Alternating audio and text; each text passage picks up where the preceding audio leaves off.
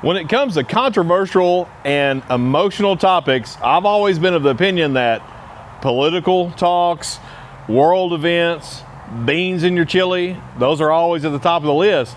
But after slinging a few YouTube videos here and there, I found out that's just not the case. One of the most controversial and emotional topics that I see is related to tires, whether that's trailer tires, whether that's automotive tires, or ag tires, maybe even airplane tires. We don't cover those, but people get fired up when it comes to tires. So be sure to stick around to the end of this video, because what we're going to talk about today is tire balancing and why I think it's okay not to balance your tires. Now, before you burn a hole in your keyboard on the comments about trailer tires, we got to get to the topic of beans in your chili. Is that okay to do? If you live in Texas, can you put beans in your chili and it still be chili? Leave a comment below if you think that's okay, or if you completely think it's not okay to put beans in your chili. Now that we got the hard stuff covered, let's talk about trailer tires. We've talked about them before. We've even talked about balancing, but today I'm going to tell you that it's okay not to balance your tires for certain reasons. Now we're going to wait till the end of the video, so you're going to have to watch it all, but stick around. I'm going to tell you towards the end why I think it's okay not to balance your tires. But before we do that, we are going to talk about some different types of tire balancing. We're not going to get into all the different types of tires, so we've covered that before. We're not going to get into the topic of China-made tires, Taiwan-made tires, Korean-made tires, I don't know where they come from, made tires. But that being said, that is one of the things that gets everybody fired up, is import tires. Whether you like it or not, the majority of the tires that are rolled in this country, whether it be agricultural industry, industrial, automotive, trailer, are import. Like it or not, if you don't like it, do something about it. We have 2 tire manufacturers that are US owned that are still left here. Do your research to see who those are. We have other tires that are manufactured in our states, but they're actually owned by foreign countries. So if you want to see more US tires on there, I guess you're gonna have to buy more US tires. The reason I think that we don't buy as many US tires is because we want a better deal most of the time. And I think we do that from our home goods to our clothes to whatever. So I'm not gonna get into all that. If you wanna leave that in the comments, do me a favor, leave it in somebody else's comments, because we wanna talk about tire balancing. We're probably gonna talk about tightening the lug nuts too, but the main thing is tire balancing. So let's jump right into it. When it comes to tire balancing, there's several different methods used to balance. If you go to a tire store, there's even different machines. In the automotive world, there's some better machines than we've used 10, 20 years ago that will press on the tire, align the tire on the wheels. There's a lot that goes into it. We've covered that before. It is important to make sure the tire is on the wheel in the correct position if you're gonna balance. But one of the most common that's been around forever is just an old hammer on weight. That's a finger mashing son of a gun if you're not good at that. What makes you good at putting these on is after you mash your thumb a time or two by hammering that dude on, you'll start using your pointer finger and you'll mash it a time or two. Then eventually you'll just quit mashing that dude. Another one that we would use, if you have like a pretty wheel, like say if you have one of them nice aluminum wheels, as they say across the pond, and you don't want all these hammer on tire weights, you would go inside your aluminum wheel and you'd take one of them little dudes right there, and you stick it in right there wherever the machine told you. And if you buy a cheap tire and wheel, you may have to put 40 or 50 of them things in there on one side to get her leveled out okay. But that's what those are for. Those are stick on. If you're lucky enough to go to a tire shop that doesn't do a good job cleaning your wheel off, you will hear those things sling off like a bunch of gravel when you're going on the highway, and you'll get to start the process over. Another process that's gotten really popular is these beads. So there's multiple brands out there. I'm not promoting any brand on any of this, so see if we can show these if this thing doesn't fall off and mash my toes. See those right there? I will give you a bit of advice on these. If you decide you're going to use these, this is a DIY process. You can buy a kit. You can do your own tires if you don't want to go to the tire store and have it done more conventionally. But if you do spill these on the floor, it is slicker than owl poop. So make sure that you get those vacuumed up. Don't sweep them. Just go ahead and suck them up. You may be able to recover some of them. But I'm going to suggest if you spill those on the floor, don't walk on it, because you may have to balance your hip when you get done. So that is some of the main methods, the internal beads, and these will work wherever your tire's out around. There's lots of research on there. You can do some Googling on there. I've covered it some in the past. Here's my opinion. I think all three, if they're done correctly, all three of them work pretty well. I'm gonna take my fancy bracelet off here So when do you balance tires? We're going to talk about when it's okay not to balance tires. So when do you balance tires? Well, I would say if your trailer is bouncing going down the road, loaded or unloaded, the first place I'm going to check is my tires. Many times it is a balancing issue. You know, like I said, a lot of the manufacturers are starting to balance from the factory, but a lot of tire stores, if you go in to get tire replacement for trailers, a lot of them do not balance the tire unless you ask. Some people decline the balancing because it's usually anywhere from $10 to $20 extra per tire and wheel setup to get those balanced. So it just doesn't happen, and it does cause tire shake, it does cause bounce. Another cause for that sometimes is you have a bad tire. So if your tires are older, going and balancing them, they may not fix your problem. You may have some internal separation that you can't see the tires out around. Occasionally we will see a wheel that is a bad wheel.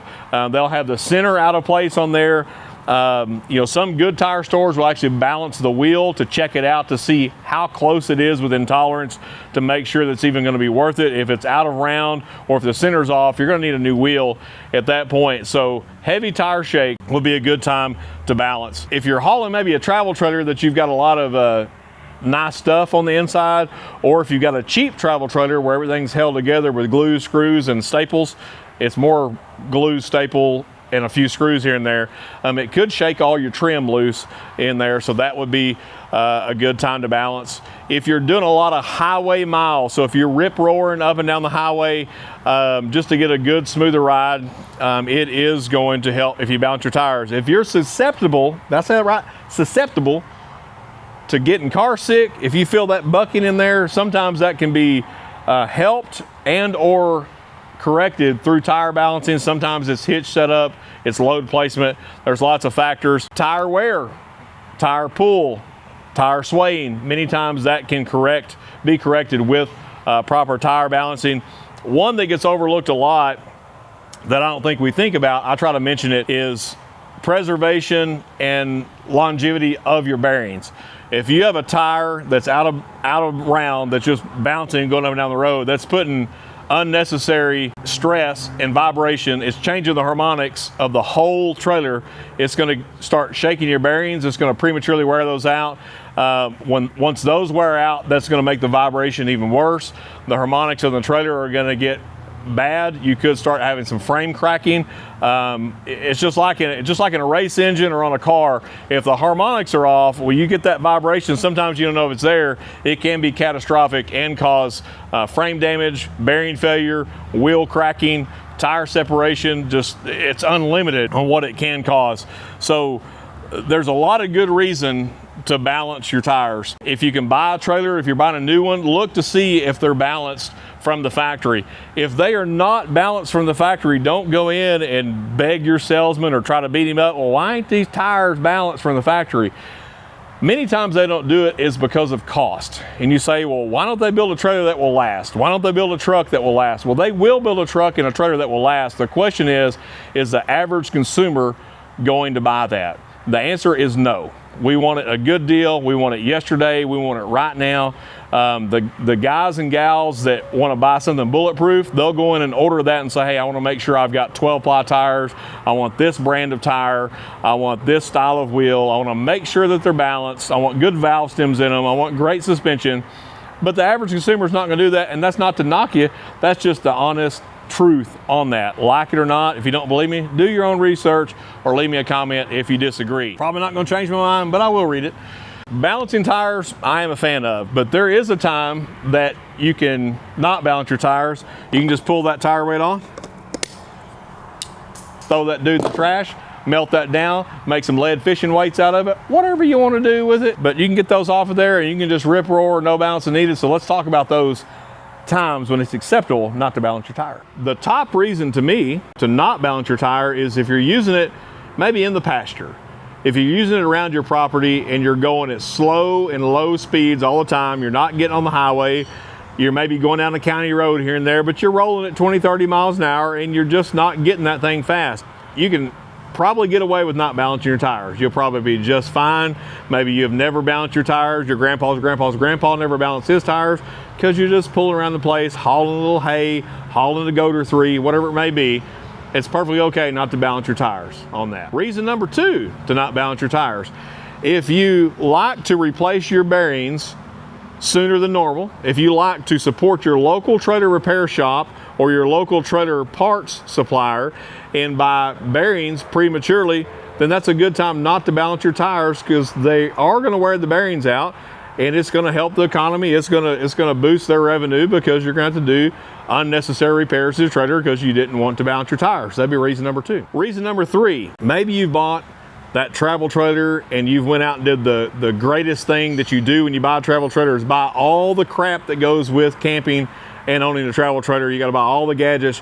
You fill all your cabinets in there, and you put all your little trinkets and your little souvenirs you buy, and you don't balance your trailer tires, and you go down the road and it shakes the life out of that travel trailer, and all your crap is laying in the floor, and the kitchen sink is falling over.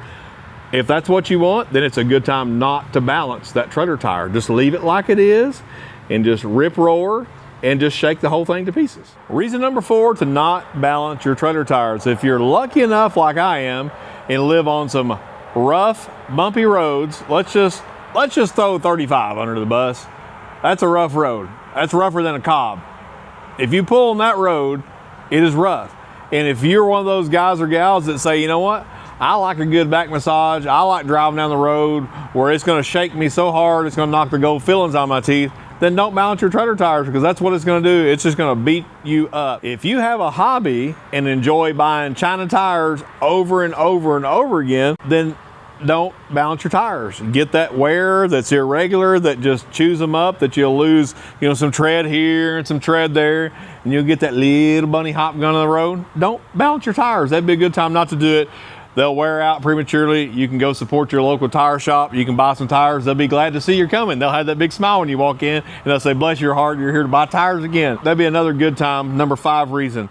We could talk all night on when to not balance your trailer tires, but my opinion is this: the benefits of balancing a trailer tire far outweighs any reason not to balance a trailer tire. There is some realistic, logical reasons, just like the off-highway use, slow speeds, don't use a lot.